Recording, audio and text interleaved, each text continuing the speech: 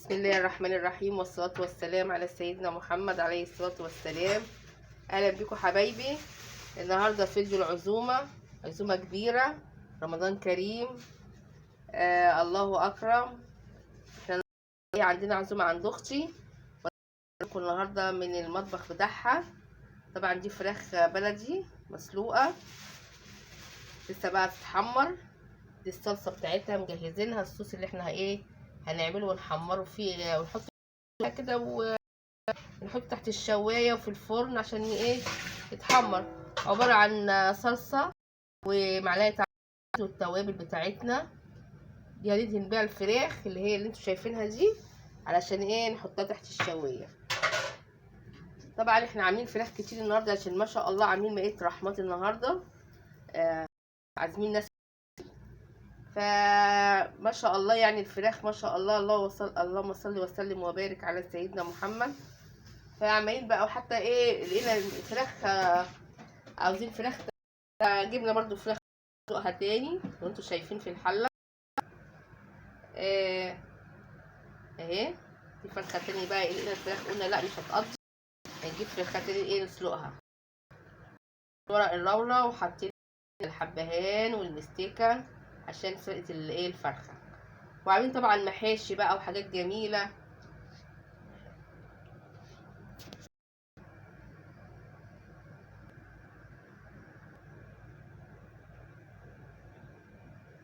الرحمن الرحيم.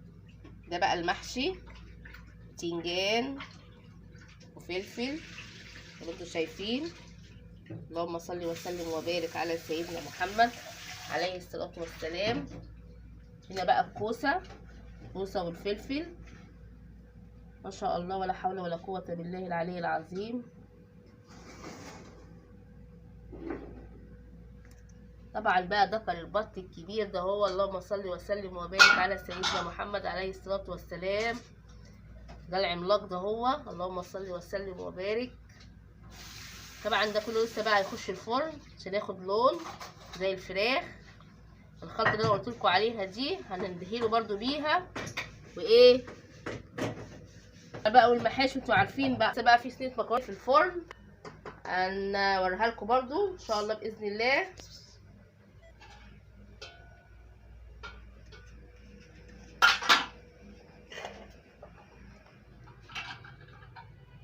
جميل جدا. دي حله ورق العنب بقى زي ما انتوا شايفين كده، حله ياي. طبعا العزومات ما بتنفعش من غير محاشي، لازم نعمل المحشي.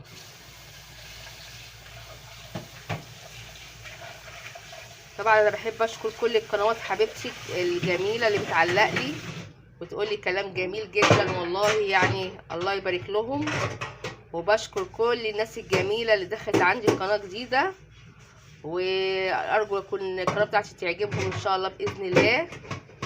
ورمضان كريم يا جماعه، ولسه العزومه بقى هنصور الباقي ان شاء الله باذن الله. كل بقى ما يخلص حاجه هنصورها لكم. محمد عليه الصلاه والسلام. صينيه المكرونه طلعت من الفرن يا جماعه اهي ما شاء الله، اللهم صل وسلم وبارك. طبعا دي طبعا لازم، مفيش عزومه برده المكرونه بشاميل او رقاق باللحمه المفرومه، بس احنا النهارده بقى عاملين مكرونه بشاميل. في طبعا بقى صينيه في الفرن التاني اهي هنوريها لكم. بسم الله الرحمن الرحيم. اللهم صل وسلم وبارك على سيدنا محمد. تحفه تحفه، اللون بتاعها جميل. اللهم صل وسلم وبارك على سيدنا محمد.